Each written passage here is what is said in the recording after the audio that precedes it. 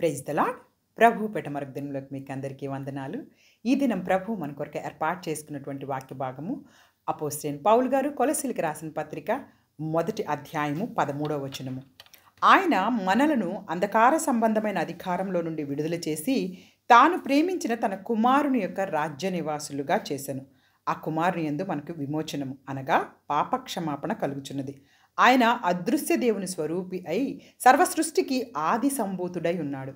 ఏలయనగా ఆకాశమందున్నవి, భూమి మీదున్నవి, దృశ్యమైనవి కానీ అదృశ్యమైనవి కానీ, అవి సింహాసనములైనను, ప్రభుత్వములైనను, ప్రధానులైనను, అధికారులైనను సర్వమును ఆయన యందు సృజింపబడెను.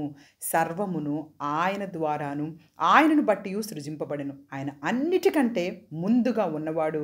ఆయనే సమస్తమునకు ఆధారభూతుడు. సంఘమను శరీరమునకు ఆయనే శిరస్సు. ఆయనకు అన్నిటిలోనూ ప్రాముఖ్యము కలుగు నిమిత్తము ఆయన ఆది అయి ఉండి మృతులలో నుండి లేచుటలోను ఆది సంభూతుడాయను. హల్లెలూయా, హల్లెలూయా. పరిశుద్ధ దేవుడు ఈరోజు ఈ వాక్య భాగం ద్వారా మనతో మాట్లాడడానికి ఇష్టపడుతూ ఉన్నారు. చూడండి, ఆయన మనల్ని అంధకార సంబంధమైనటువంటి అధికారంలో నుండి విడుదల చేసి తాను ప్రేమించిన తన కుమారుని యొక్క రాజ్య నివాసులుగా చేశాను. మనల్ని పరిశుద్ధాత్మ దేవుడు ఈరోజు మనతో మాట్లాడుతూ ఉన్నారు. చూడండి, తన కుమారుని యొక్క రాజ్య నివాసులుగా దేవుడు మనందరినీ కూడాను ప్రభువైన యేసుక్రీస్తు యొక్క శిలువ యాగం ద్వారా మనందరినీ కూడాను ఆయనకు రాజ్య నివాసులుగా చేసుకున్నారు. ఎంత గొప్ప ధన్యత కదా మనం ఈ దినము. ఇంకా మనం చూసుకోగలిగితే అసలు శిలువ యాగము మనకి ఏం నేర్పిస్తుంది అంటే, ఇదిగో యోహాను గారు మాట్లాడుతూ, యోహాను గారు రాసినటువంటి ఆయన సువార్తల్లో మొట్టమొదట ఏమంటూ ఉన్నారు అంటే, మనందరికీ తెలుసు, ఇదిగో లోక పాపములను మోసుకొని పోవు దేవుని గొర్రెపిల్ల. అలాగే అక్కడ యోహాను సువార్త 3వ అధ్యాయం 16వ వచనంలో మనందరికీ తెలిసినటువంటి, దేవుడు లోకమును ఎంతో ప్రేమించెను కాగా ఆయన తన అద్వితీయ కుమారునిగా పుట్టిన వాని యందు విశ్వాసముంచు ప్రతి వాడును, చూడండి, ప్రతి వాళ్ళ గురించి మాట్లాడుతున్నారు ఇక్కడ. అంటే మొత్తం ప్రపంచంలో ఉన్నటువంటి జనం అందరి గురించి మాట్లాడుతున్నారు. ప్రతివాడు నశింపక నిత్య జీవం పొందినట్లు ఆయన అనుగ్రహించను. హల్లెలూయా, హల్లెలూయా కదా. మనందరికీ నిత్య జీవం ఇవ్వాలని చెప్పేసి, ఆయన రాజ్య నివాసులుగా చేసుకోవాలని చెప్పేసి యేసుక్రీస్తు ప్రభువారు ఈ లోకంలోకి వచ్చారు. ఆయన శిలువ యాగము మనందరికీ తెలుసు. ఆ శిలువ యాగం ద్వారా ఈరోజు మనం నేర్చుకోబోతున్నటువంటి కొన్ని విషయాలు. శిలువ మనకేం నేర్పిస్తూ ఉంది చూడండి. ఒక్కసారి శిలువలో మనందరికీ కూడాను దేవుని యొక్క ప్రేమ ఏంటో అర్థమవుతుంది కదా. మొదటి యోహాను గారు రాసినటువంటి పత్రికలో మనం చూడగలిగితే 4వ అధ్యాయము మనందరము కూడా 10వ వచనం చూడండి. మనము దేవుని ప్రేమించితమని కాదు, తానే మనల్ని ప్రేమించి మన పాపములకు ప్రాయశ్చిత్తమై ఉండుటకు తన కుమారుణ్ణి పంపెను. ఇందులో ప్రేమ ఉన్నది. హల్లెలూయా, హల్లెలూయా. సిలువ యందు ఏం కనపడుతుంది అంటే తండ్రి ప్రేమ కనపడుతూ ఉంది. సో సిలువ ద్వారా మనం నేర్చుకోవాల్సినటువంటి ముఖ్యమైన విషయాలు. సిలువ ద్వారా దేవుడు మనకు ఆయన ప్రేమను చూపిస్తూ ఉన్నారు కదా. మనం ముందు ప్రేమించామని కాదు దేవుణ్ణి, దేవుడే మనల్ని ముందుగా ప్రేమించి ఏర్పాటు చేసుకొని ఈ లోకంలోకి తన కుమారుణ్ణి పంపించి మనందరి పాపములను కూడాను ఆయన తీసివేసి తనకు నిత్య జీవం, మనందరికీ నిత్య జీవం ఇవ్వటానికి, తన రాజ్య నివాసులుగా చేసుకోవడానికి, మనందరినీ అంధకార సంబంధమైనటువంటి వాటన్నిటి నుంచి విమోచనం చేయడానికి ఈ యొక్క సిలువ ద్వారా మనందరినీ కూడాను ఏకం చేశారు. అలాగే రెండో విషయంగా మనం చూసుకోగలిగితే రోమా పత్రికలో రాయబడి ఉంటుంది 5వ అధ్యాయము. చూడండి, మనందరము కూడా తీసుకోగలిగితే రోమాపత్రిక 5వ అధ్యాయము 1వ వచనంలో ఏమని రాయబడి ఉంటుంది చూడండి. ఒక్కసారి మనందరము కూడా బైబిల్ గ్రంథాలు తీయగలిగితే, కాబట్టి విశ్వాస మూలముగా మనము నీతిమంతులుగా తీర్చబడి మన ప్రభువైన యేసుక్రీస్తు ద్వారా దేవునితో సమాధానము కలిగి ఉందుము. హల్లెలూయా. మరియు ఆయన ద్వారా మనం విశ్వాసం వలన ఈ కృపయందు ప్రవేశం గలవారమై అందులో నిలిచి ఉండి దేవుని మహిమను గురించిన నిరీక్షను బట్టి అతిశయపడుచు చున్నాము. హల్లెలూయా, హల్లెలూయా. విశ్వాసం మూలంగా మనం ఈ దినము నీతిమంతులుగా తీర్చబడి దేవునితో సమాధానం కలిగి ఉంటున్నాం. శిలువ యాగం ద్వారా జరుగుతున్నటువంటిది ఏంటి? రెండో విషయం అంటే దేవునితో మనకు సమాధానం ఏర్పడింది. ప్రభు అయినటువంటి దేవుడు మనందరికీ తెలుసు. ఇదిగో మొట్టమొదట ఆదాము అవ్వలు ఎప్పుడైతే ఆజ్ఞ అతిక్రమించి పాపం చేశారో అప్పుడు వారికి దేవునికి మధ్య సమాధానాన్ని కోల్పోయింది మానవ జాతి. కానీ యేసుక్రీస్తు ప్రభువు ద్వారా మరలా మనందరికీ కూడాను దేవునితో సమాధానం ఎప్పుడు కలిగింది అంటే యేసుక్రీస్తు ప్రభువారు ఈ లోకంలోకి వచ్చి మన పాపములన్నిటినీ మోసుకొని సిలువ యాగం ద్వారా మనల్ని దేవునితో సమాధానపరిచారు. హల్లెలూయా, హల్లెలూయా. చూసారా ఎంత గొప్ప విషయము. సిలువను గురించినటువంటి జ్ఞానం మనం ఎప్పుడు కలిగి ఉండాలి. అదే మనకు ఎప్పుడు కూడాను పరిశుద్ధాత్మ దేవుడు బైబిల్ గ్రంథం అంతట్లోనూ మనకు జ్ఞాపకం చేసేది ఏంటి అంటే, ఇదిగో మీరు మరిచిపోయే వారిగా ఉండవద్దు. దేవుడు మన కొరకు ఏర్పాటు చేసినటువంటి ప్రతి విషయాన్ని కూడా మీరు ప్రతి క్షణము కూడా జ్ఞాపకం చేసుకుంటూ ఉండండి, జ్ఞాపకం చేసుకుంటూ ఉండండి. ఇంకా మనందరం చూడగలిగితే చూడండి, లూకాసు వార్తలో కూడాను ఎంత చక్కని విషయాన్ని రాయబడి ఉంటుందో. లూకాసు వార్త మనందరము చూసుకోగలిగితే అక్కడ 9వ అధ్యాయం 23వ వచనం చూడండి.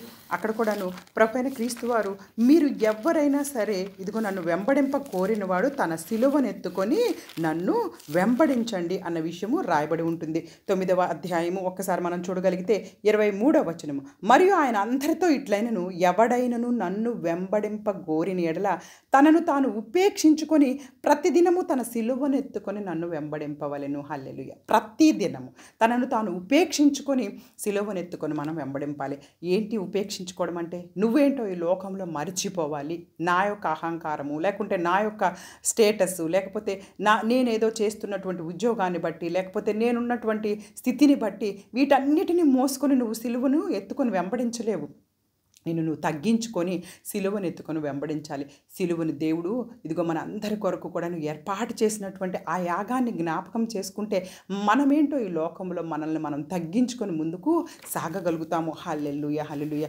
కాబట్టి మనందరికీ కూడా సిలువ యాగం ద్వారా మొట్టమొదటిగా దేవుని యొక్క ప్రేమ ఎలాంటిదో తెలియపరిస్తే, రెండోది దేవునితో మనందరికీ సమాధానము కలిగి ఉండుట నేర్పిస్తూ ఉంది. అలాగే సిలువలో దేవుని యొక్క త్యాగము, ఆయన మనకి నిస్వార్థంగా మన కొరకు ఆయన చేసినటువంటి త్యాగము మనందరికీ కూడాను ఇదిగో కనువిప్పుగా ఉండాలి.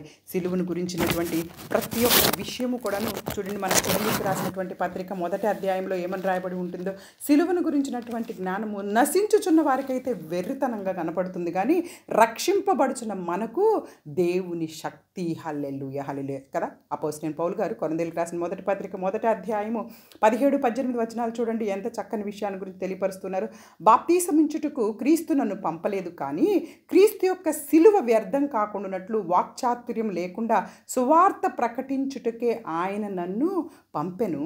సిలువను గురించిన వార్త నశించుచున్న వారికి వెర్రితనం, కానీ రక్షింపబడుచున్న మనకు దేవుని శక్తి. హల్లెలూయా, హల్లెలూయా.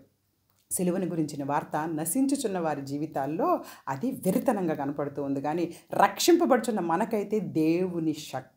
కాబట్టి మూడో విషయముగా మనము దేవుని యొక్క శక్తిని పొందుకుంటూ ఉన్నాము. సిలువను గురించిన జ్ఞానం కలిగి ఉంటే మనకేం జరుగుతూ ఉంటుంది అంటే, మనం దేవుని శక్తిని ప్రతిదినము పొందుకుంటూ ఉంటాం. మనం ప్రతిదినము దేవుని శక్తిని సిలువను గురించిన జ్ఞానం ద్వారా పొందుకొని మనం ఈ లోకంలో మనల్ని మనం ఉపేక్షించుకొని అనేకమైనటువంటి విషయాల్లో మనము జాగ్రత్తగా ముందుకు వెళ్ళగలుగుతాము. హల్లెలూయా, హల్లెలూయా.